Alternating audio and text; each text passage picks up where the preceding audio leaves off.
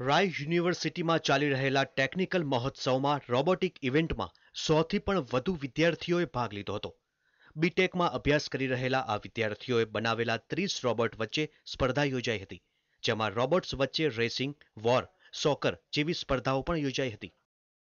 આજે ટોટલ રોબોટિક્સની ઉપર 3 ઇવેન્ટ રાખી છે.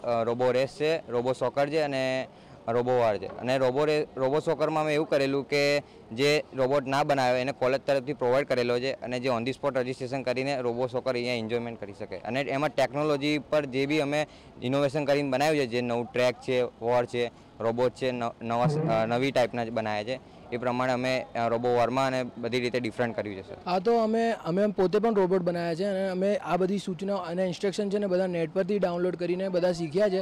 અને જે ફોરેનમાં જે મટીરિયલ, ફોરેનમાં રોબોટિક્સ બહુ પોપ્યુલર છે, પણ અમે ફોરેનથી બધા મટીરિયલ મંગાવીને અહીંયા રોબોટિક્સ બનાવ્યા પણ છે અને રોબોટના જે કેવી રીતે બને છે એ અમે બધા બીજા સ્ટુડન્ટોને પણ શીખવાડ્યા છે. એટલા માટે કે આપણા દેશમાં રોબોટિક્સનું આટલું છે નહીં, પણ અમે અહીંયા રોબોટિક્સને વધારે અહીંયા પ્રોત્સાહન કરવા માટે આ બધી ઇવેન્ટ્સ રાખી છે.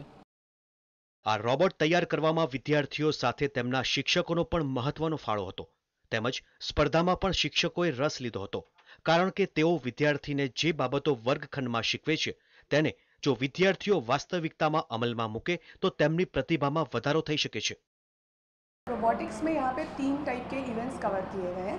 एक है रोबो सॉकर, एक है रोबो रेस और एक है रोबो वॉर.